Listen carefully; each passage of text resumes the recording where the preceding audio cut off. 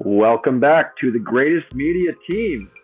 We are here for round 2 of the Daceyland Open, presented by yours truly and powered by Discmania and Wyatt Works. We have moved for day 2 over to the famous Borderland State Park in Easton, Massachusetts. This is Harry Chace on the mic, joined by Mr. GMT himself, Raivis Markons-Craig. Raivis, what do we like in round 1? What can we expect for round 2? Well, I like the hot scores from round 1. We have the defending champion kind of continuing where he left off, Sam Henderson.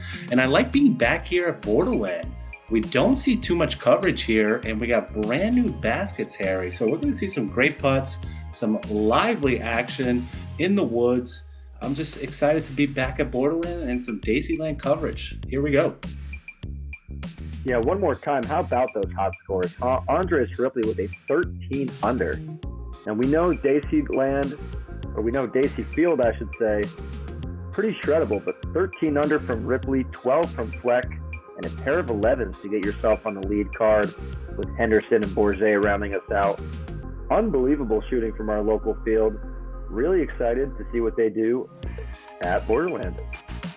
It's such a really nice course. It's a unique course. It's very old. It was built in the late 1990s, even mid-90s, I think.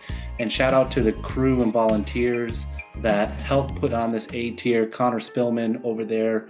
He's also doing the shotgunning duties. And then we have Kyle McRae just hanging out, watching, also volunteering. Couldn't have done it without you guys. So we appreciate that. Here's hole 1. Just a lovely classic downhill hole, almost 500 feet, almost gettable for some power throwers here.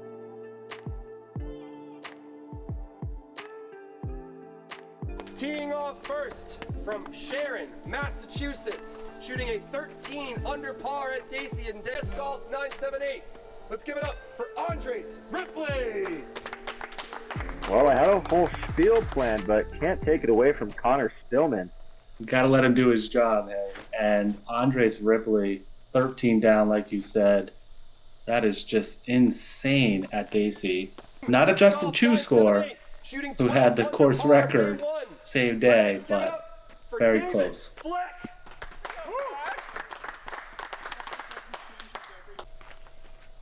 Team Buffmate, right? Yeah, 2 buff there for Fleck. Going with a flippy driver off the first. Pretty good idea. And like I was about to say eventually, this course is full of holes exactly like this. Almost tweeners. Almost 3.5s. These locals know what to do. These locals are going to be going for some of these eagles. So interested to see what comes of it. Representing Latitude 64 and your 2-time MPO Daceyland champion. Let's hear it for Sam Henderson.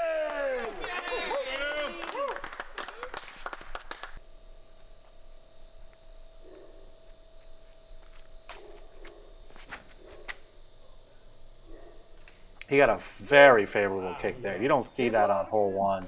Most of the time you kick to the right or to the left, never back into the middle. This is a hyzer flippers course, so if you like that, you'll be at home here. Absolutely. Connor, I told him he's going to lose his voice by the end of this tournament. Guess what? He didn't. We got Steve on the card, some Rhode Island representation here, and forehand's a good way to play it as well, but there you go. Have a good round, gentlemen. Hey, shout out Greatest Media Team, shout out Discmania, shout out Wyatt Works. We're at moving day here at the 2025 Daceyland Open. Let's get it. Let's go. Woo! Yeah, Connor, love that. Some upshots here. It's hard to believe this is the longest upshot. Must be some pretty great drives on hole 1, but you will see this theme a lot today. You can get really caught trying to eagle all of these gettable par 4s, but I promise you, not the best solution. There's a lot of early trees to be had. There's a lot of easy birdies to be had if you can follow the fairway. But there will be a few eagles mixed in. I'm sure of it. There always is. A really interesting course when it comes to how it plays, because I mean, realistically, an 18 under is out there with some eagle chances, with some short par fours. You could throw some bad shots, kind of like Sam did, and still have an easy chip for birdie. So this upshot all day will have to be working for these players if they want to shoot hot. A lot of scramble shots from the fairway. It's going to be a good time here. Classic New England golf at Borderland. Yeah, I think the key word is going to be scramble. How good is your scramble game? Because if you're really good at scrambling, you should be able to do 10, 12 down at Borderland, no problem. So Andre's kind of starting us off with a good birdie, making it look easy. And this hole averaged 3.63. So out of a 50-person field, I would have expected 3.5 or a little bit lower. But it is hole one, it is tee times, and it is moving day. So you're trying to make moves, and it's a tunnel shot. So, you know, I respect the fact that it actually averaged a little higher than I was anticipating. Yay, we did it. Yay, we did it. I love that. Moving on to hole 2 here, we have the par 5. From this blue tee pad location, straight off a cliff, and a really interesting hole here. This area, if everyone hits the gap, will not really be in play, just a nice little fairway to fly over. We're really looking for our players to land in the mouth over here. If you can do that, eagle is on the table. Would take 2 highly difficult shots, but a nice green fairway all the way, and this is nearly the most open hole at Borderland. So this is just about as much as you're going to get as far as open fairway. Not really other holes like it here. Let's see if our players can capitalize before we get back into the tight woods. Yeah, this is actually going to be your most bogeyed hole on the course and coming in at your 5th hardest hole for the day. So it's all about that tee shot. You can see here, this is not an easy tee shot. I mean, you got that one guardian tree. Wow. Yeah. Yeah, I mean, it is a tighter gap than on hole 1, but man, 1 you cannot afford to miss. Surprising there from Andres. It is, because he's a lefty. Like, he owns this hole. That was a great pull by David Fleck there. You know what he was throwing? Looks like a destroyer on the forehand here, and that's kind of one of those things that is hard to do. Fleck just taking a nice chip off the tee. Same with Sam, playing for the birdie, which sounds crazy. I know, like, yeah, you should want to birdie the hole, but, I mean, all of these are kind of cheatable, you could say. Looks like these players are playing it safe, playing it smart, playing for birdies. It's moving day, so you really got to play it smart, but also attack when you can. It's out there.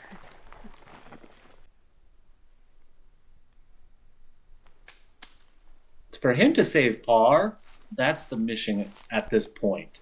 I would really love to see a par, especially with him in the lead.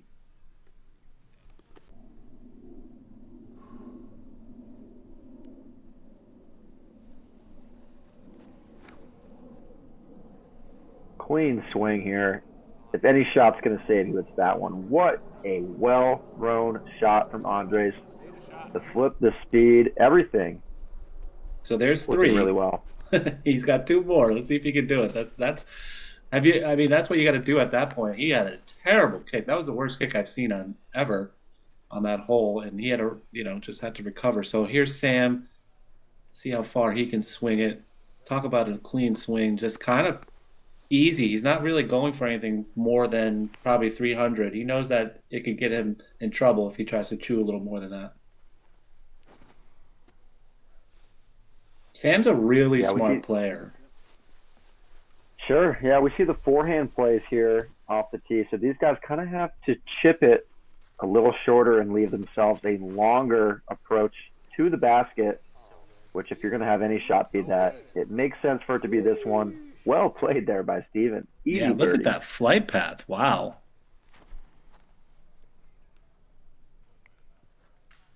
I don't know much about him, but you're saying he's from Rhode Island, so you must have played a few rounds with him. Yeah, I don't know if he's a born and raised Rhode Islander, but calls it home now, Cumberland.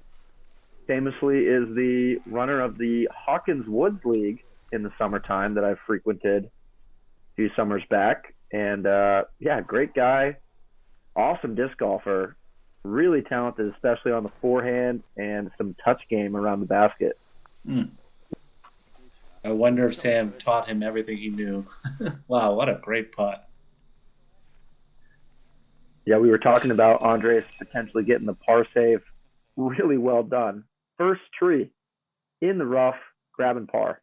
900 feet, folks, and he was able to save par almost going negative feet. That was crazy.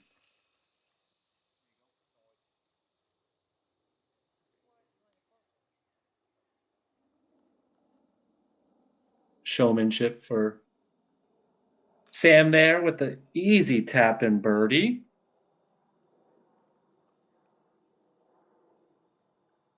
Yeah, if there's one thing to say about Sam Henderson, he is definitely a player that likes to build up his confidence. He likes to be the man out there, and especially at a course like Borderland, you know he is feeling confident. And you can really tell when you see a confident Sam Henderson. There's a big difference as we move on to hole 3. Lengthened a little bit, maybe about 75 feet back in the last couple of years. This turned this hole from one that was definitely an eagle chance to one that's a bit more out of reach. Still certainly possible, but a little bit further back, much tighter flight required. Looks like Fleck's going with a 7-speed, probably in of an eagle there. I think it was. Good call there. Smart play, just getting down there, playing for a 3.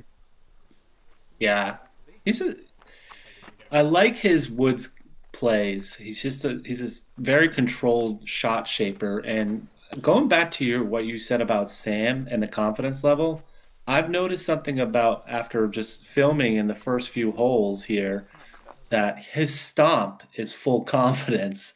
The louder that he stomps his plant foot there when he's throwing the forehand, the further that disc is going to go, and he is throwing it with some steam today. I don't think I've ever seen him throw it this hard. Yeah, could have been worse. Yeah, I think it's just a testament to his recent success this summer. I think he's trusting himself, and yeah, it's definitely proving to be a skill he can lean on. Well, I think it's also because he's truly 100% healthy. I think he's had some setbacks with health issues, but this year something just struck, and he had a great year. I'll go through his stats a little bit later. By the way, this was the 4th hardest hole and the most double bogeyed hole on the course. And shout out to Dylan getting the eagle on hole 2. By the way, that was must have been an awesome eagle throw in, or maybe, who knows, a putt. Yeah, I would say with Dylan's forehand, I would say it's very likely he had a putt. And I wonder how many eagle shout-outs we'll have today, because it's just that type of course. Well, I'm going to do a little counter here. There's one right there.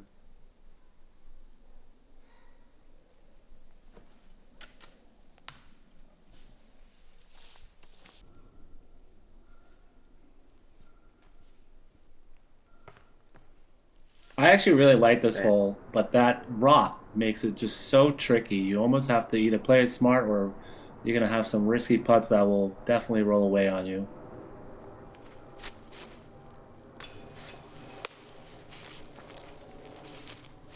Surprised he ran that.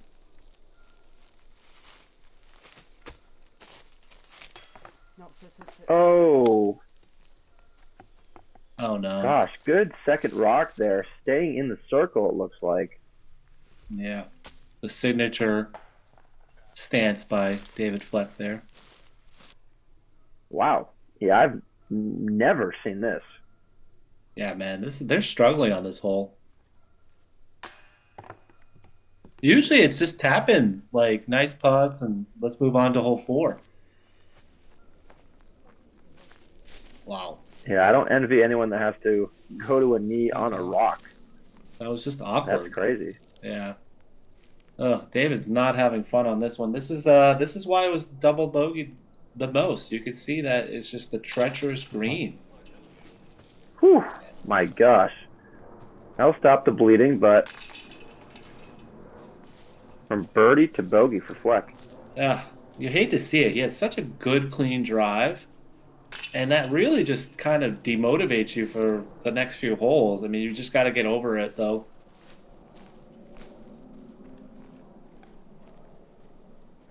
Yeah, I mentioned on hole 1, the key to the day today is the upshot. And that upshot was just a little short for Fleck, and if it was a little bit closer, probably birdie. These greens are sketchy. These upshots are tough. Speaking of tough, hole 4, par 3, first one of the day so far. And this one is tucked way down there, around the corner, nearly 400 feet. Requires a fairway driver or faster with some steam. See what Henderson's got for us. This is a really good hole, too, because you can just kind of shot shape it right down that hill and then get a huge skip. It's really about that skip. How much can you get round play on this one? That's such a hard lefty line. How does he do it? Going with the highs of flip. Look at this line.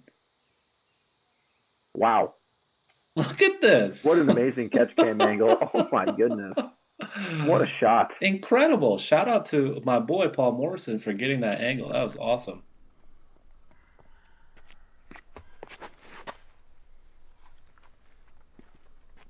Watch out, basket. Yep. Would have been something. By the way, guess how many eagles there was on hole 3?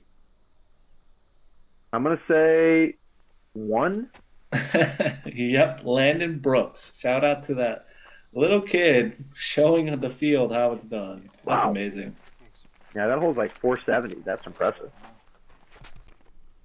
That was a good pull by Andres. He should have a putt there. He's the putting king. I love watching him outside the circle putts. And David Fleck, too. This is going to be a fun watch, guys. All right, backdoor route. Making contact with some trees. Gonna be a tough look there. Yeah, David Fleck got a little early there. But he should be able to save par, no problem. Let's see if Steve is going to run this. Yeah, I said Steve was going to hit the metal from, we'll call it 100 feet during this round. So I'm curious if that will come true. Put your money on the table here. All right, Andre's definitely making this. I mean, this is just like his type of putt for sure. He loves framed up putts. That's the one thing we learned. Watch the coverage from the Welcome to the Jungle footage from last year. He won that event, and he made so many Circle 2 and Circle 3 putts that I'm not surprised. He just made that really nice putt, made it look really easy too. Yeah, made it look casual for sure. Good birdie there from those two as we head on to hole 5. Another one of these classic par 4s, bonus eagle in play. 2 kind of routes on this one. Drone's flying the right route, but a lot of people will probably go on the left route as well. And we just have that basket tucked back to the final peninsula after that river right there. No OB or anything, but we have Henderson with the box. 3 down through 4.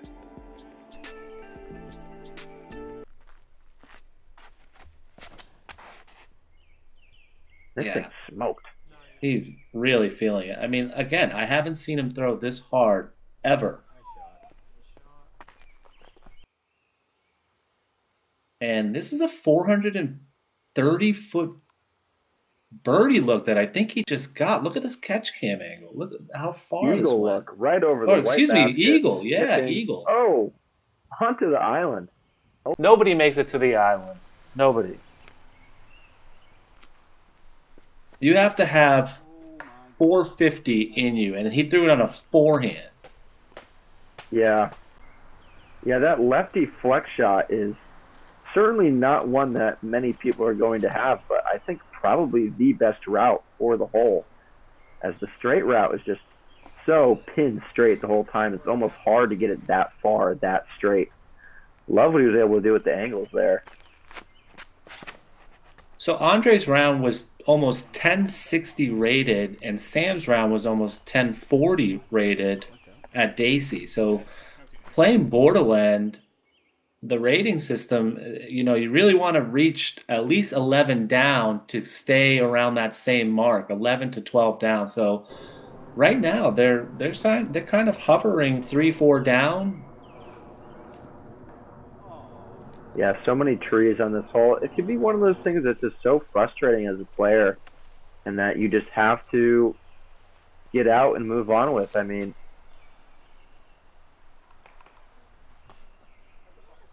we're playing some fun golf. Andres, yes, missed his line and happened to contact a tree, but we saw some other players on the card miss their line and have 100-foot up shots. And it can kind of be a little bit of that unlucky, lucky factor that can drive a player crazy sometimes. Speaking of crazy, another eagle. Sam Henderson, unreal. Dude, Something new this year. Yeah, exactly. No one's ever seen a 2 on this one, and he just did it with a freaking forehand. Sam's really feeling it, guys. And Andres with a nice birdie. Wow. So yeah, I mean, that's kind of why we play 3 rounds of disc golf. There's ups and there's downs. There's going to be good luck, bad luck.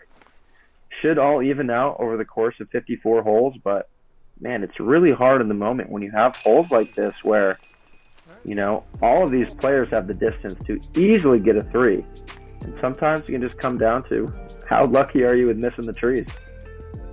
Even though that was one of the easiest holes of the day, that averaged 3.26. This was not. This averaged 3.7. It's coming in at the 6th hardest hole of the day. It's a dogleg to the left. You really just want to make sure you land in the right spot. There is going to be OB behind the basket, so players are going to have to watch out for that approach. Make sure they slow the disc down a little bit. And it's all about this angle control off the tee here.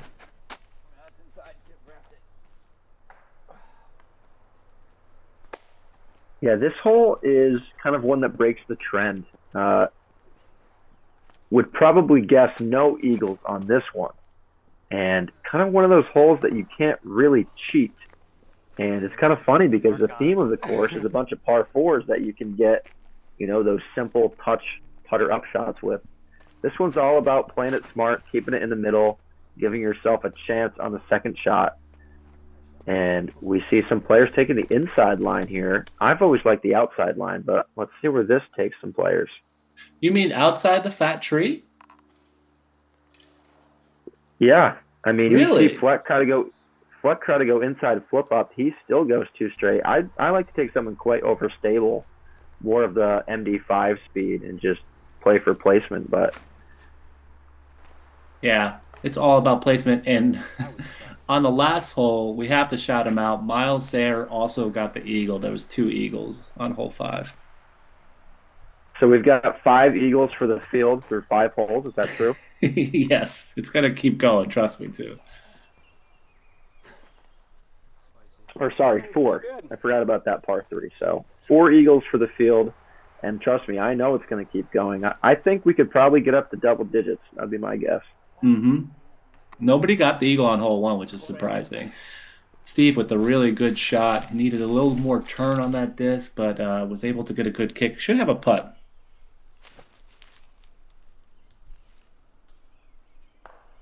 Andres in jail. That's just unfortunate because he had such a good pull off the tee and just got a really bad kick. That's the theme of this hole. You just have to get clean. If you don't, some of the kicks can just be really brutal here.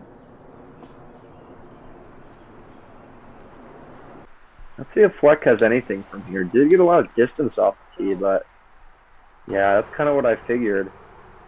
He got kind of jammed up too, and it was unfortunate because I thought he had such a good shot. We all thought he was going to be in the most perfect spot. That's what happens on this hole. It's crazy. See if I can make another log. Heat check for Sam. Yeah. Just off. That would have been an amazing birdie.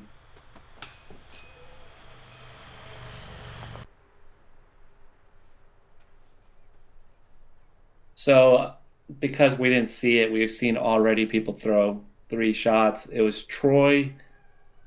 I don't know. I want to mispronounce his name. How do you say his last name? Oh, nice Is putt it by Troy Andres. Y? Yeah, Troy Y. We'll go with that. He got an eagle, and Andres with a What? really good save. Yeah, I don't know how, but somehow he got the eagle. Gosh, I would love to see how he did that. Yeah. I did not think this one would be eagled. Crazy.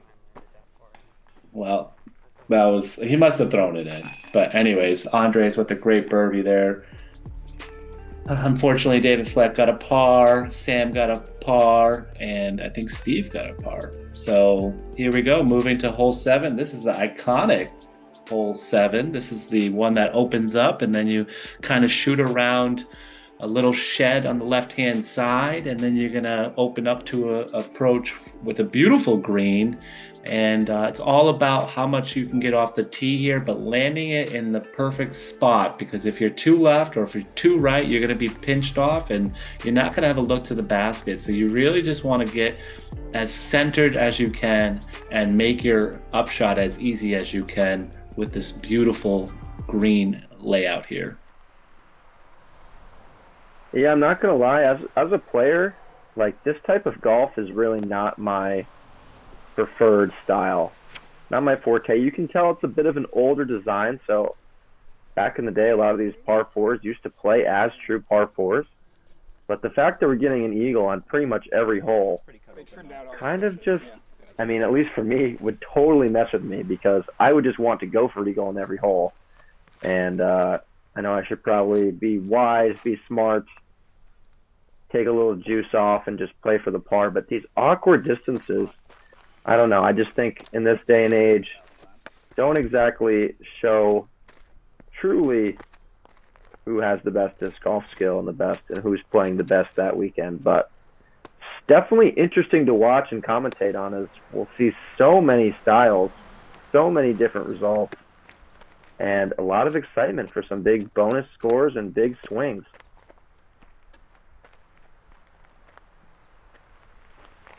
I think it's interesting. A lot of these guys on the lead card are just trying to land and lay up. They're not going for the big shot. I think Dave was there, but I would have liked to seen a little more aggressiveness. Although the roller off the tee for Sam, that's just typical for him. So that's not actually that aggressive. Look at that, up by 1 stroke on Andres. It's very close, folks. It's a really good match. Andres is playing a little slow though.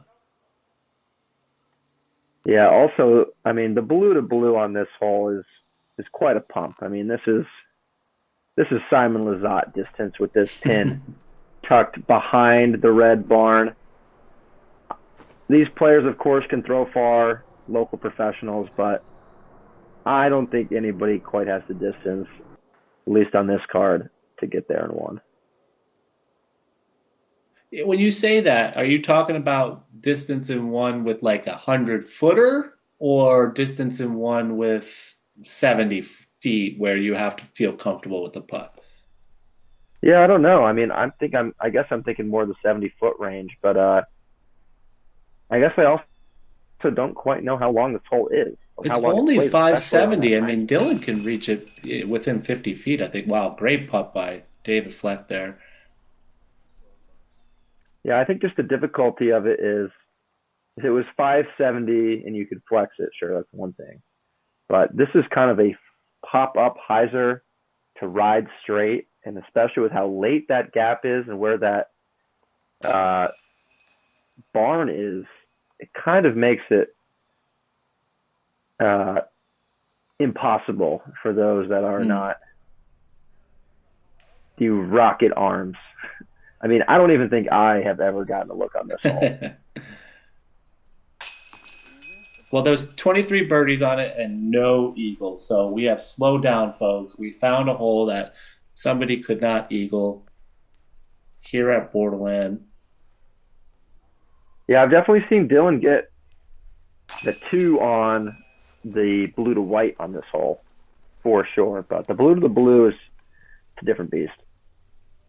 For sure. All right, one of the most treacherous holes here, teeing off from out of bounds, needing to cross over this rock wall to be safe. Different tournaments have had different rules here. Interested to see if all of our players can make it safe. There's also this OB patch, peninsula, I should say, right by the basket. And the drone flew the left route, but I believe we'll probably see at least two of our players take the right route. I want to say all of them are going to take the left route, but we'll see. Really? Yeah, I think we're all. I mean, these guys are kind of well. We'll see. It's a league card. A lot of these guys are tunnel shooters. Oh, never mind. David Fleck is actually taking the hyzer. I'm surprised. He likes the tunnel shots. No, I think the hyzer, if you're a righty, is clearly the play.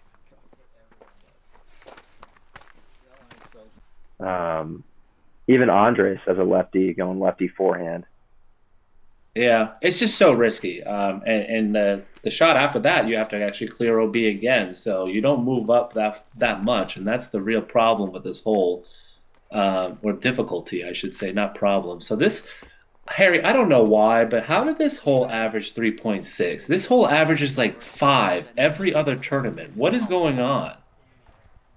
I don't know. I think these pros just aren't afraid to get over that wall, but I'll tell you what, if I show up to this hole is always in the shade with that black fly mat that is just so slippery. And I'm just always terrified of whacking a tree and being OB. And I've played some tournaments here where it's re-tee. So that part to me scares me.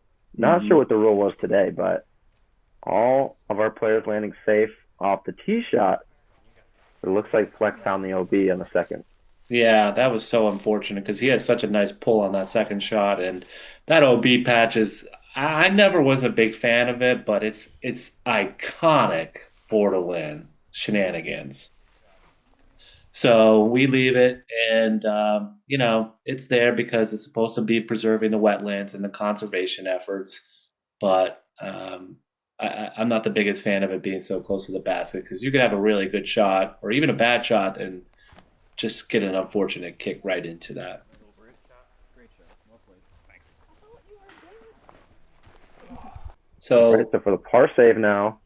yeah, I don't think anybody's going to get the eagle on this one, but Dylan Capiccioli did eagle this one. What? Yes. Are you kidding me? No. I could never do it. Yes, you can, Harry. All you have to do is throw your method straight down the middle, Harry. That's all. I mean, at this point, I mean, with a local field and an eagle per hole, it's almost like playing really, really, really hard par threes.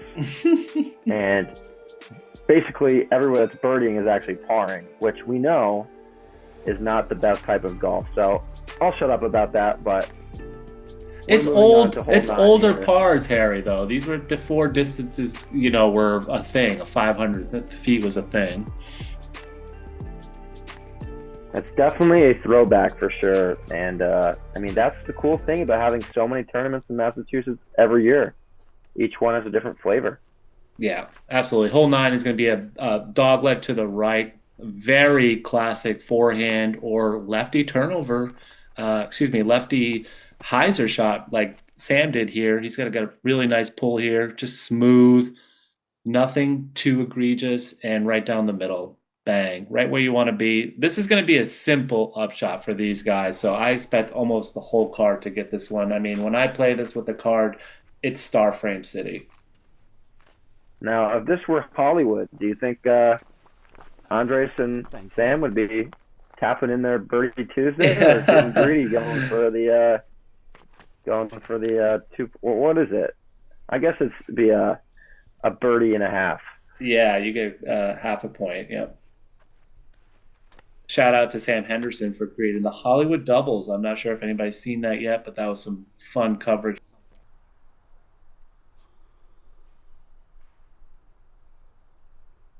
All right, David Fleck is going to be in the worst spot you can be on this hole, unfortunately, because there's just so many sneaky little trees that you have to get by on that right side. You really want to be where Andres and Sam are, and Steve. So 65% birdie rate on this hole. This was one of the most birdied holes of the day. 3.4 average. Let's see if Steven can jump in that group. Oh, just Close. short. Yeah, I don't know. That was kind of a weird reaction for the basket. All right. That's how you spin it in. Yeah. He's got the best spin putt in the game. I just love watching how smooth his putt is. I've already said it twice now, probably. And Sam Henderson, he's just the teacher. He's just so good, and he's such a veteran out there. He's been playing for so long, and finally to see him actually play his best year, especially with the rating that he has. He jumped 14 rating points finally to over 1,000. So he's just had a really great season, and we're just happy to see him kill it out here at Borderland. All right, well, that's going to be the front nine of round 2 here. Sam Henderson on our card, taking the outright lead with a blistering 8 under front 9. Impressive stuff from Sam, but he is not the hot round so far. Dylan Capiccioli. I think we saw 2 eagles, yeah. 2 eagles, 2 pars, a 9 under through 9 performance. Wow. From the, not even the Chace card, but the 3rd card. So he's out there doing work. Can he get that 18 under? We'll see.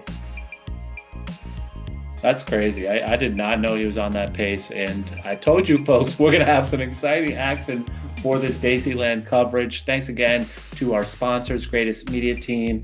We have Wyatt Works out there also helping us. He's a contractor, labor worker out there. If you ever need any patio work, make sure to check him out. He does an amazing job.